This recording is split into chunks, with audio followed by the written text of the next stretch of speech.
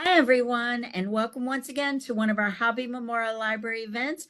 We are thrilled that we are partnering with everyone all over CTC in our community on our Surviving Adulthood series, and we have the best of the best. Our Residence Hall Manager from Morton Hall, Aubrey Ryan, and she is going to talk to us about renting. So, you guys just listen up, take notes, and I'm going to give it away. Welcome, Aubrey. Absolutely. Thank you so much, and welcome all of you guys. Today we're going to be learning about renting. Give me one moment to pull up this presentation.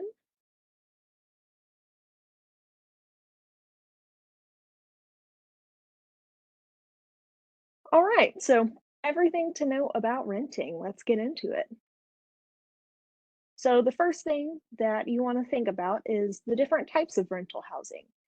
So one of the most common ones is an apartment, and with apartments, you have studio apartments, and studios are typically one room. So you have your kitchen, you have your living room, you have your bedroom all in one area. They usually have a bathroom as well. And then, of course, you have your one bedroom, two bedroom, three bedroom, it goes on. Another option would be a house if you wanted to rent a house, especially if you had a bigger budget, or for students that have families, a house might be a great option for you. Also a duplex or a townhome. So these are two or more homes that share a wall, front yard, or entryway. They are usually pretty good if you are looking for a smaller home and you have maybe a little limited budget for the home. A duplex might be great for you. And if you're looking for short-term or monthly rentals, things like Airbnb, VRBO, they're great options for that. If you're looking for a lease and you know that you need 6 months or less than 6 months, then these are typically great options because sometimes it can be difficult to find a lease for 6 months or less. Another option, of course, is our college dormitory. So if you are a Central Texas college student or a Texas A&M University Central Texas student, you are eligible for our Morton Hall dormitory on the Central Texas College campus. And because I am the residence hall manager, I do have to take a quick moment to go ahead and endorse the dorm on campus. So if you're a CTC or A&M Central Texas student who is full-time, so that's at least 12 credits in the fall and the spring, and 6 credits in the summer, you are eligible to stay in the dorm on the CTC campus. So the prices for this year, so 2023 and 2024, for a single occupancy is $3,405, and for a double occupancy is $2,985. So the amenities that are included in that are 15 meals a week at our local campus cafeteria, free laundry services, free internet, and a game room and a study room in the dorm. And there is the link below that you can apply to the dorm. And financial aid will help you pay for that. So if you're getting loans, if you're getting scholarships, any other type of financial assistance that can be applied to your dorm payment. All right, moving on. So now you're in the process of trying to find a rental. Where can you find rental listings? So there are many common websites such as apartments.com, realrentals.com, rentalads.com, sublet.com. These are all great places to go poke around, see what's out there, see if anything sparks your eye. Zillow is also a great reference. They have some good postings on there. Again, if you're looking for short term, maybe monthly for a couple of months, Airbnb and VRBO. And of course, apartments that have openings are going to post flyers or signs around their apartment, and of course, word of mouth. So, what kind of cost should you expect when you're looking for a place to live? This is primarily surrounding apartments. If you are looking for a rental house, your costs might look a little bit different and your fees might look a little bit different. But if you are looking for an apartment, this is pretty realistic standard of what to expect. So your one-time fee is going to be the application fee, which could vary on the amount, your deposit, and if you have a pet deposit. Your monthly fees, of course, are going to include rent, utilities, which can include electric, water, gas, and trash disposal. Many landlords require that you get renter's insurance. and they often require that you get a certain amount. So for me, for example, I believe that the requirement on my renter's insurance whenever I was living in an apartment had a liability coverage of about 200,000. Now, each landlord is going to have their own requirements, so it's important that you talk with them, understand that number, and where you can get that renter's insurance.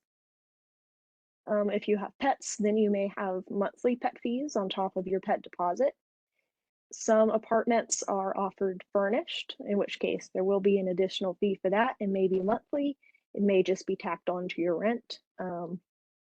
And then, of course, covered parking or garage fees. Those are typically going to be an additional charge on your rent as well.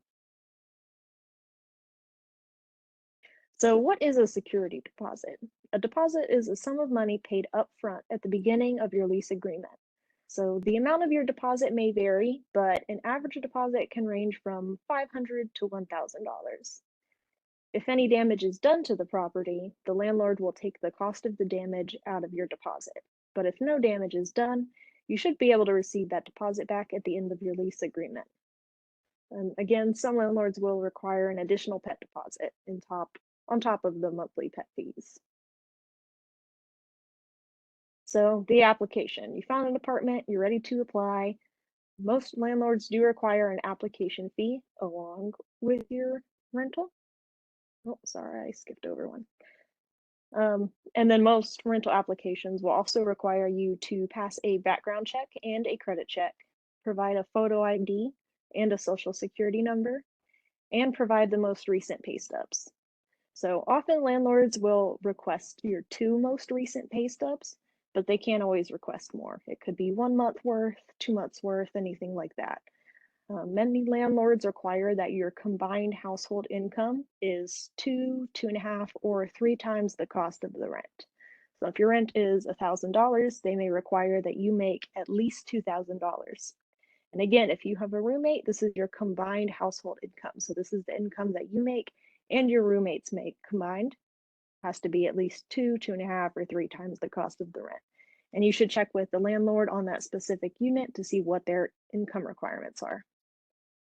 If your income is low and you know that you may have trouble reaching that income requirement, you can add a co-signer onto your lease to help improve your chances of being approved. So things to look for when you're apartment hunting. First being the location. You want to consider the crime rate. Are you going to feel safe in this location? Its vicinities to stores and its walkability and drivability if you have a car. Are you going to be able to get to the places and the stores that you need to go to regularly? Again, whether that's walking or whether that's driving. And also the vicinity to your school or work. So these places that you know that you're going to be commuting to every day, is it close? Is it an hour away? Is that really realistic for your commute? Those are very important things to consider. Others are the number of bedrooms and bathrooms. I know obviously you need enough room to be able to house yourself and anybody else who, either roommates or your family, and the number of bathrooms. A lot of units have shared bathrooms. They may have 1 or 2, but other units, especially if it's student housing, they can have 1 bathroom per bedroom. So really think about what you would prefer, what you would like to have, and what you absolutely need to have. The washer and dryer is also a big thing to consider. Many people prefer that it's in unit. That is very nice, but that's not always the case. Some other apartment complexes have these community machines. They'll have a laundry room where everybody who lives in that apartment can go down and use those machines, in which case you would want to go look at their laundry room, see the condition of it, the state of it, and make sure that they don't have a lot of broken machines, things like that. And of course, if it doesn't come with any washers or dryers, that's a big thing to consider as well, because a lot of people don't have the money or the ability to go out and buy new machines. Another thing to consider is whether it's furnished or unfurnished. If you don't have any furniture, it might be easiest to just rent a furnished apartment and pay the extra fee to rent the furniture each month. You can also opt to get your own furniture, and this way you wouldn't have to worry about damaging the furniture provided by the apartment complex, and because that could prevent you from getting your deposit back. And of course, if you have furniture or if you know that you want to buy your own furniture, then unfurnished would probably be best for you. You want to consider kitchen appliances, so things like fridge, stove, oven, microwave, the sink and the garbage disposal, a dishwasher, the amount of food storage space and the amount of counter space. These are all very important to um, your daily cooking and your daily life. Not all apartments or other rental units will have every single one of these items. Some may not have a dishwasher. Some may not even have a garbage disposal. So consider what is really important to you and what you're willing to maybe give on a little bit for the price and what you absolutely need to have. And of course, pest concerns, especially in rental units, pests can be pretty common. But it's hard to judge from the landlord sometimes the severity of the issue. So a great way is to talk to a current tenant and get their input on their experience and to learn about the severity of their pest control issues. And of course, this one, balcony.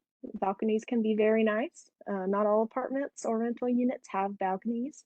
It is a luxury, but it is an option if you have a little bit bigger of a budget and you know that's something you want, is something to keep an eye out for. So other things to consider, the parking. Covered parking is sometimes offered at a monthly rate. If you know you want to keep your car out of the sun, out of the hail, out of the elements, covered parking could be great for you. If you don't want to pay the extra charge for covered parking, you should ask about their free parking locations. Note if it's close to your unit, or if even if there is spaces close to your unit, how often do they fill up? And of course, visitor parking. Sometimes apartment complexes ask visitors to park in a specific area, otherwise they may have their car towed. So that's an important thing to know as well.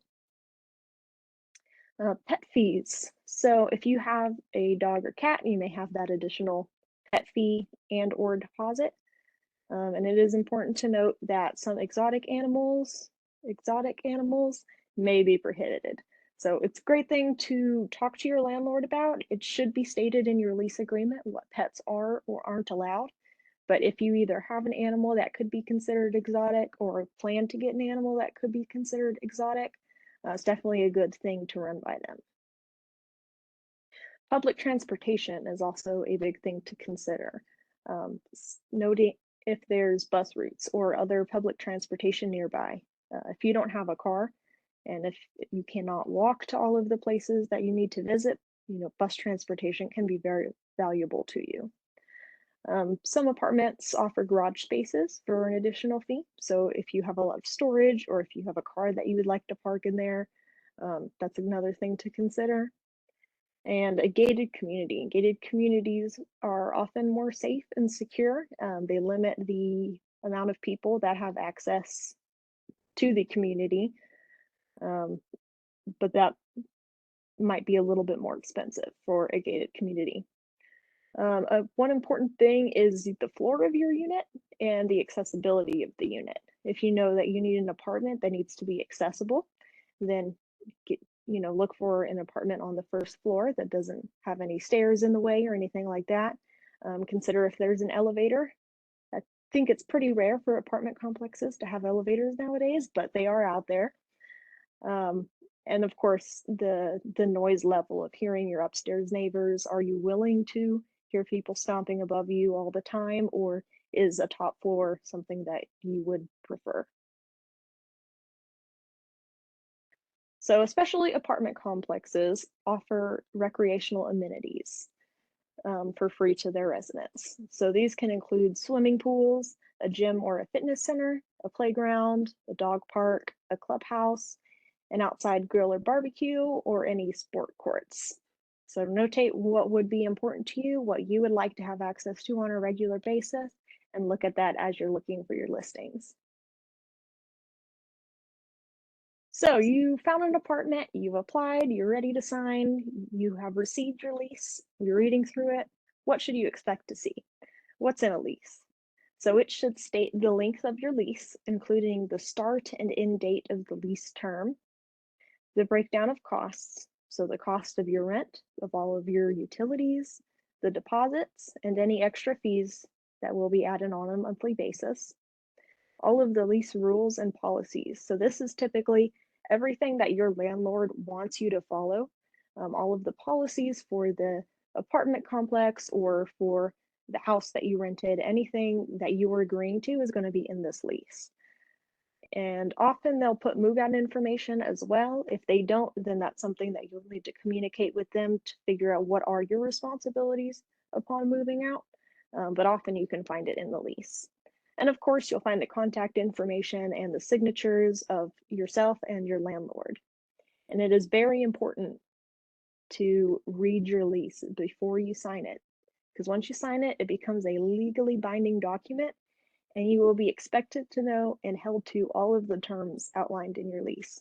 So it is very important that you read through it very thoroughly before signing anything, and that applies to your roommates as well. So what if you can't afford it? Young adults and college students face this problem regularly. Renting is expensive, especially if you're doing it alone. So a common solution is roommates. A roommate can help you lower your cost by can help you lower your cost of renting by splitting the total cost. A roommate can be your best friend, a coworker, or even somebody you don't know who also needs a place to live.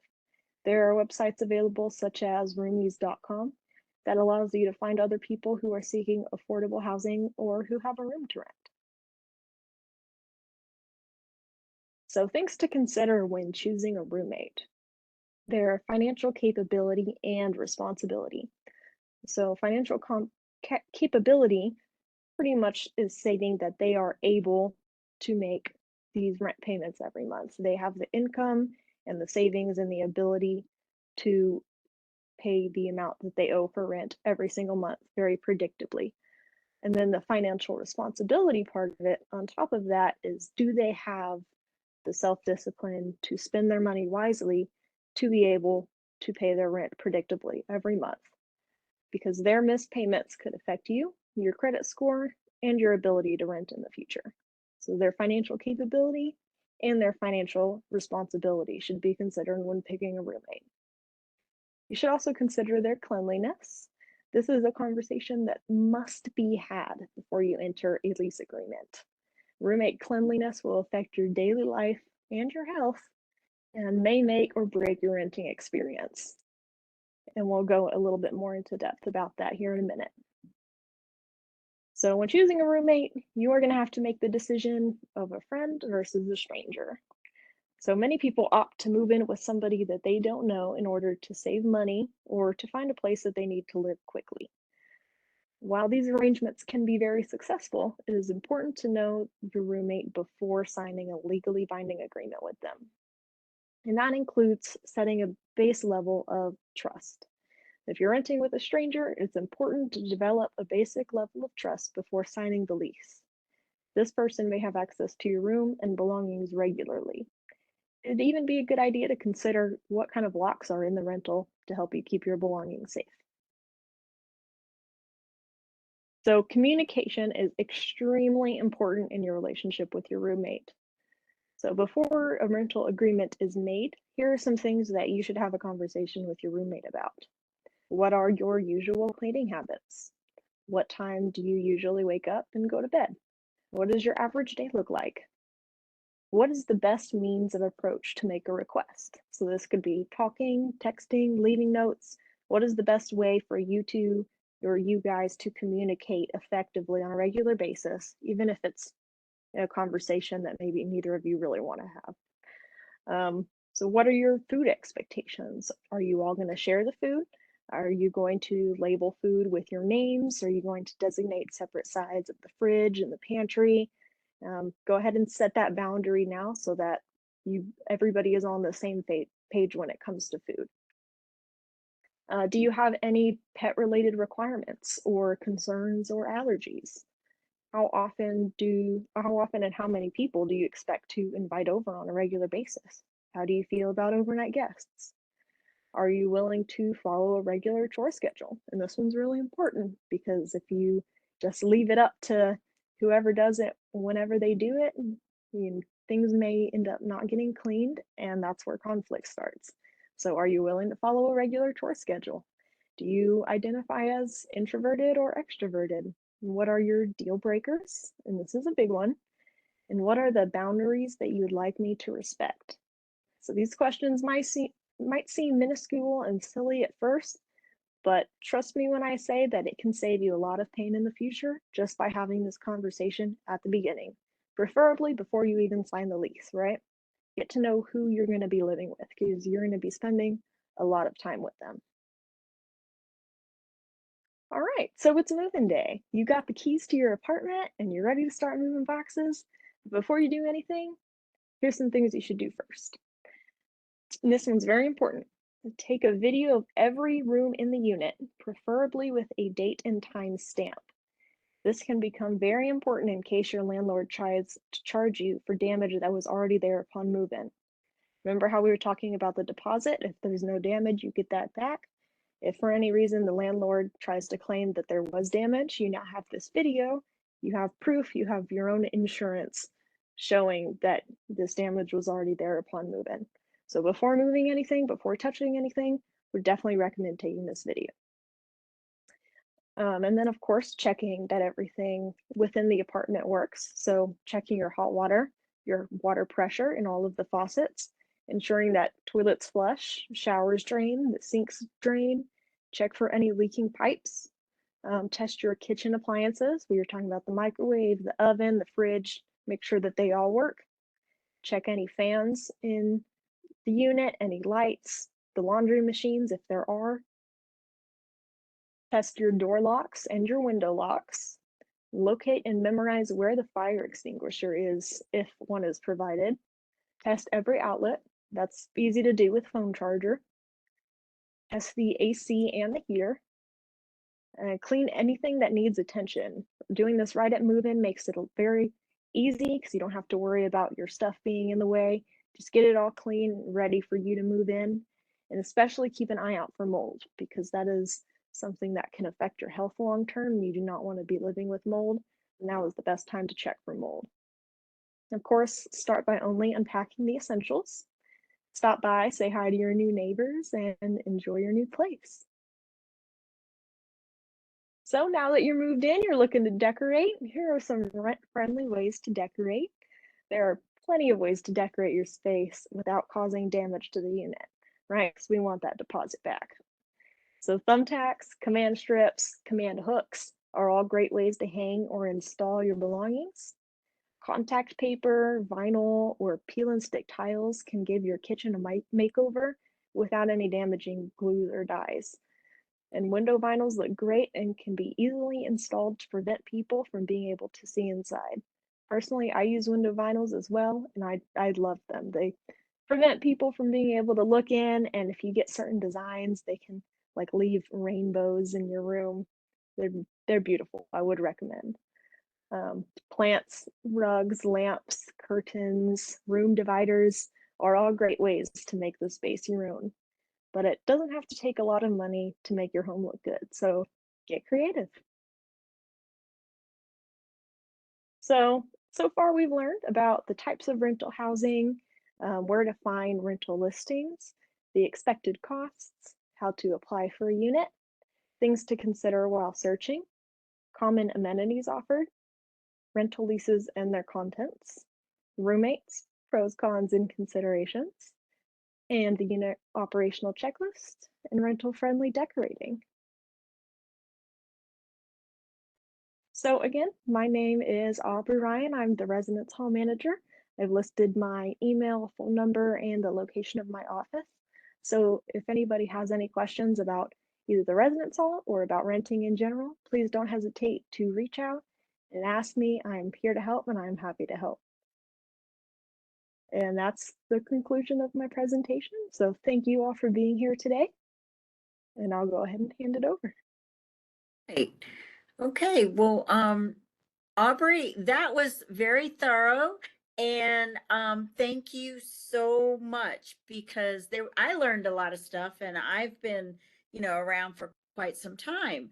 I have a couple of questions, and I know, guys, if y'all have any questions, make sure you put it into the comment section and we'll get it to Aubrey, and she will be able to answer it.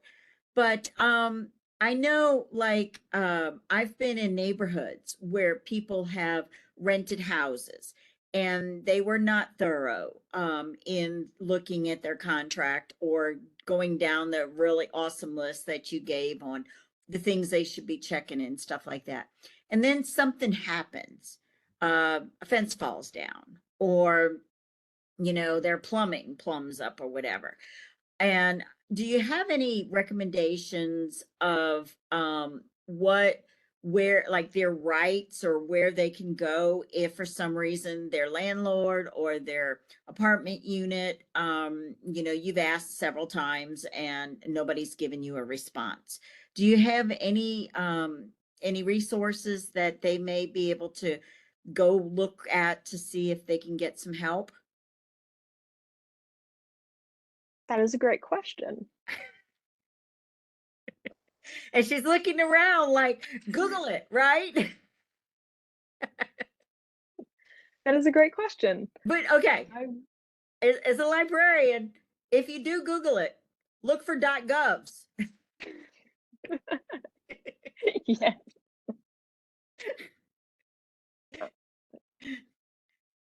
Yes, look for .govs, guys. I know there are organizations and there are government sites that will help you for that. So you must have had great landlords.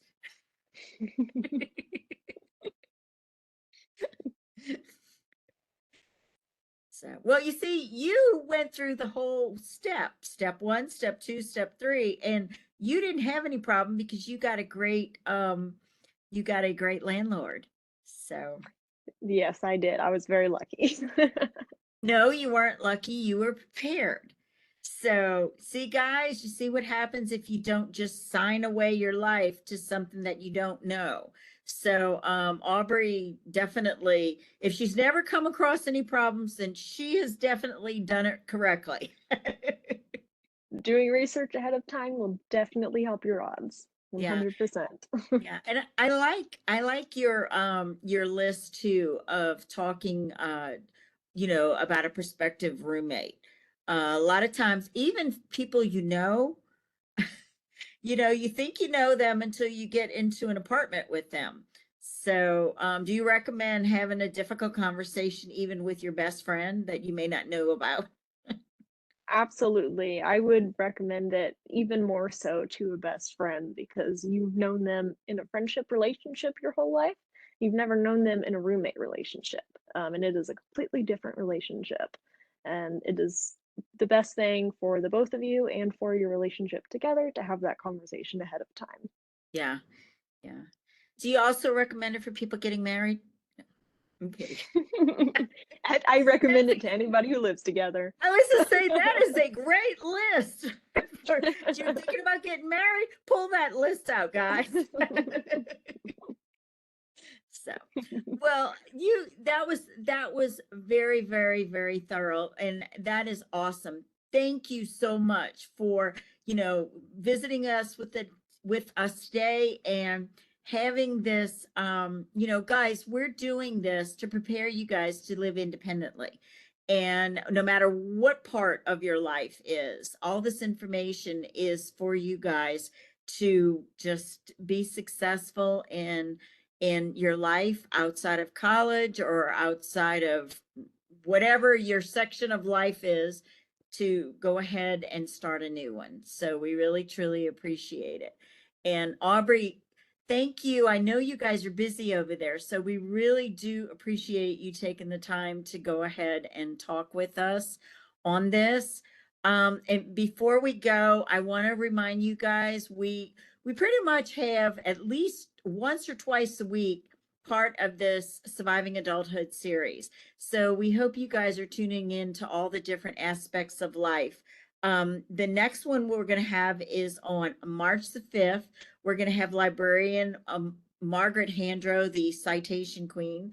She's going to be talking about plagiarism but with videos and music. You guys are really, really, click happy to get those downloaded. And so she's going to talk to you about what you can use and what you better not use. So that'll be really interesting. And then on March 6th, it's librarian week this week. We're going to be having librarian Ash Garcia and Brandy Faulkner, and Brandy's going to be teaching sewing and talking about sewing. I mean, you buy an outfit, she's going to help you reserve that outfit. And Ash is also going to talk to you about clothes maintenance, and he's going to teach you how to tie a tie. So, guys, if you don't know how to tie a tie, make sure that and women, ladies, this is how you do it. Find out how to tie that tie. So anyway, that'll be this week. And then after spring break, we will learn how to not kill your house plants with Professor Eric. So all these ways to deal with life, we're going to be covering it for you guys. So guys, thank you again for just watching. And Aubrey, you know where to find Aubrey. She's down at the residence hall. So go ahead and ask her as many questions as you need to then or here, and she doesn't bite, I promise. So you guys have a great day, and we will see you next event. All right. Thank you. Bye, Aubrey. Thank Thank you. you. Okay, Bye-bye. but don't leave yet, Aubrey.